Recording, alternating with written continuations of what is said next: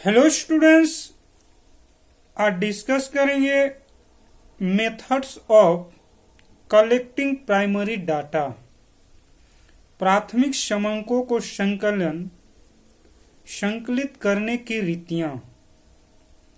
प्राथमिक आंकड़ों को समंकों को एकत्रित करने की कौन कौन सी मेथड है, कौन कौन सी विधियां हैं जिसके माध्यम से, जिसकी सहायता से प्राथमिक आंकड़ों का एकत्रित किया जा सकता है। प्राथमिक समंक को एकत्र करने की प्रमुख रीतियां निम्नलिखित हैं। पहला, प्रत्यक्ष व्यक्तिगत अनुसंधान, डायरेक्ट पर्सनल इन्वेस्टिगेशन। दूसरा, अप्रत्यक्ष मौखिक अनुसंधान, इनडायरेक्ट ओरल इन्वेस्टिगेशन। तीसरा, स्थानीय या संवाददाताओं द्वारा सूचना प्राप्ति, इंफॉर्मेशन थ्रू लोकल सोर्सेस और कोरेस्पोंडेंस। चौथा, प्रश्नावली व अनुसूची के माध्यम से संग्रह करना, इंफॉर्मेशन थ्रू क्वेश्चनएयर्स एंड शेड्यूल्स। तो ये चार रीतियां हैं, विधि है, जिसके माध्यम से प्राथमिक आंकड़ों का एकत्रीकरण किया जाता है। पहला है प्रत्यक्ष व्यक्तिगत अनुसंधान, डायरेक्ट पर्सनल इन्वेस्टिगेशन। इस मेथड से आंकड़े किस प्रकार से एकत्रित किए जाते हैं, इसमें लिखिएगा। इस रीति में जिन व्यक्तियों से सूचना प्राप्त करनी होती है, अनुसंधानकर्ता स्वयं उनसे प्रत्यक्ष संपर्क स्थापित करता है। इस रीति को प्रत्यक्ष रीति कहा जाता है। इस विधि को प्रत्यक्ष रीति इसलिए कहा जाता है क्योंकि इसमें जिस व्यक्ति विशेष के बारे में सूचना प्राप्त करनी होती है, वह सूचना स्वयं उसी व्यक्ति से प्राप्त की जाती है, पूर्ण विराम। इसे व्यक्तिगत अनुसंधान इसलिए कहा जाता है क्योंकि स्वयं अनुसंधानकर्ता व्यक्तिगत संपर्क करके सूचना प्राप्त करता है, पूर्ण विराम।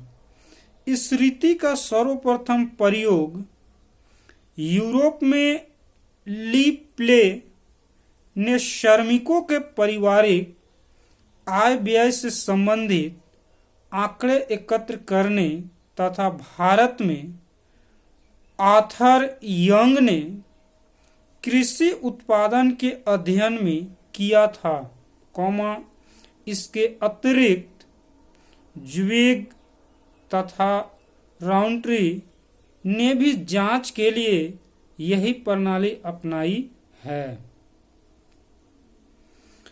प्रत्यक्ष व्यक्तिगत अनुसंधान रीति की चार उपयुक्तता है, चार सुटेबिलिटी है। पहला,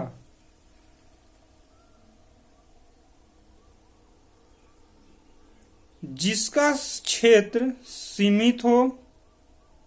दूसरा, जब आंकड़े गुप्त रखने हो अर्थात अनुसंधान गोपनीय हो।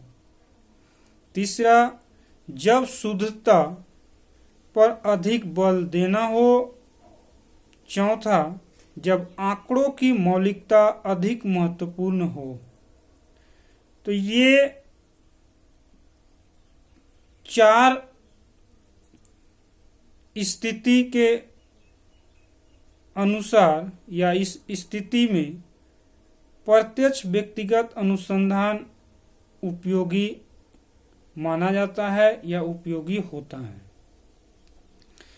प्रत्यक्ष व्यक्तिगत अनुसंधान के कुछ मेरिट्स हैं, गुण हैं।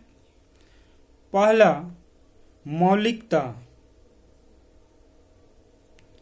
इस रीति द्वारा एकत्रित किए समंक मौलिक होते हैं। दूसरा, लोचदार। यह प्रणाली लोचदार है क्योंकि अनुसंधानकर्ता आवश्यकता पड़ने पर प्रश्नों से थोड़ा बहुत संशोधन कर अभीष्ट सूचना उपलब्ध कर सकता है। तीसरा, सजातीयता। चूंकि इस प्रणाली में एक ही व्यक्ति द्वारा आंकड़े एकत्र किए जाते हैं, पूर्ण विराम, इस कारण आंकड़ों में सजातीयता बनी रहती है। तीसरा, शुद्धता। इस प्रणाली से एकत्रित समंकों में शुद्धता होती है क्योंकि अनुसंधानकर्ता स्वयं समंक एकत्रित करता है। अब इसके कुछ डिमेरिट्स हैं। दोष। पहला, बड़े क्षेत्र के लिए अनुपयुक्त। दूसरा, पक्षपात की संभावना। तीसरा, भ्रामक निष्कर्ष। चौथा, अपव्ययी। अब इस रीति की कुछ सावधानियां हैं। पहला, प्रश्न थोड़े सरल, स्पष्ट और उद्देश्यों के अनुकूल होने चाहिए। दूसरा, अनुसंधानकर्ता को व्यवहार कुशल, परिश्रमी व धैर्यवान होना चाहिए ताकि वह सूचना देने वालों का विश्वास व सहयोग प्राप्त कर सके। पूर्ण विराम। तीसरा, संदिग्ध उत्तरों की सच्चाई जानने के लिए ऐसे प्रश्न पूछे जाने चाहिए जिनसे उत्तरों की सत्यता की जांच हो सके। चौथा, संग्रहकर्ता को संबंधित प्रदेश की वेशभूषा, भाषा, खान पान व रीति रिवाज का पर्याप्त ज्ञान होना चाहिए ताकि वह सूचना देने वालों में घुल मिल सके और उनका विश्वास अर्जित कर सके। पूर्ण विराम। पांचवा, यथासंभव अनुसंधानकर्ता को अपनी व्यक्तिगत भावनाओं और पक्षपात भाव को दूर रखना चाहिए ताकि उनका प्रभाव अनुसंधान पर ना पड़े। तो आज हम लोग डिस्कस किए methods of collecting primary data के first method direct personal investigation पे। अगले वीडियो में इसके दूसरे मेथड पे डिस्कस करेंगे। Thank you.